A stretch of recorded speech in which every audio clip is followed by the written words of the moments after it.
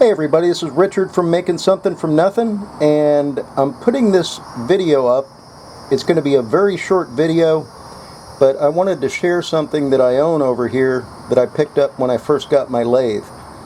A friend of mine, his father had passed away and he was a machinist, and I bought many of his dad's tools, just about 90% of them, and he ended up giving me these. We were going through his stuff and he said, here, you could just have them.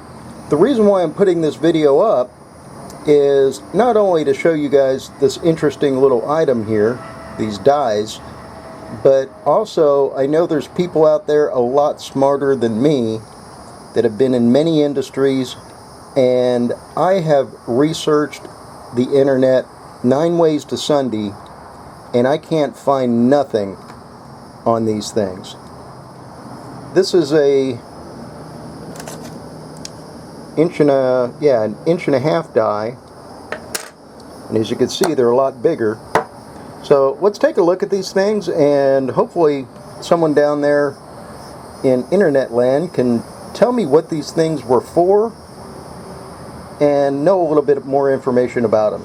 So let's take a very quick look at them. Like I said, I'm not going to spend a whole lot of time on them. I've got 1, 2, 3 quarter 20 dies. I've got a 5/16 18. I got a 3/8 16. I got a 1/2 inch, and heck, I can't even see what that is. This is a 1/2 13. Here's another 1/2 13. Here's a 5/8 11, pretty odd one.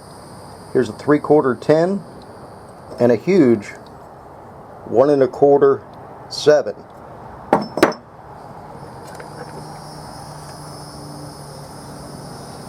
All the dies are exactly 2.5 inches square. The larger dies are, get a better scale here. These are thinner, these are fatter. The fat ones are 3/4 of an inch thick, and the small ones are a 1/2 inch thick. They're all stamped with the same markings.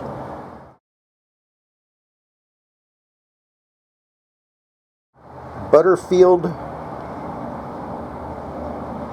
from Derby Line, Vermont.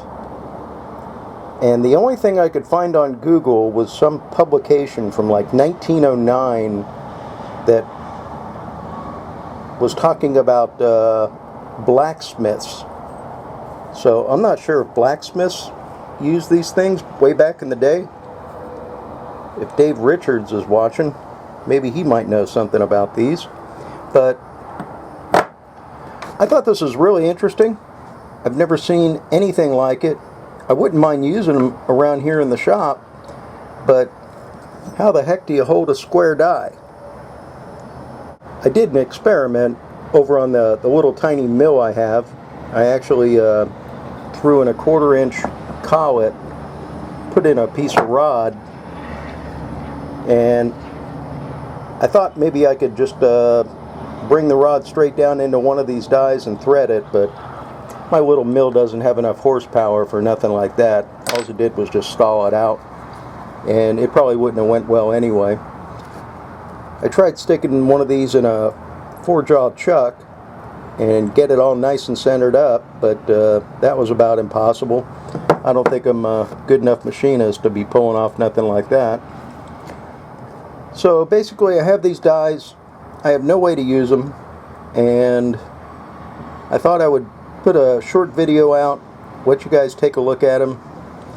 I may keep it up, I may not, but I thought maybe somebody out there might know what's going on with these things. So take your best guess down in the comment section below, and if anyone out there in industry has actually used a set of these, maybe you could tell me what they were for, and that would be really great. So this is Rich, and I'll see you on the next video.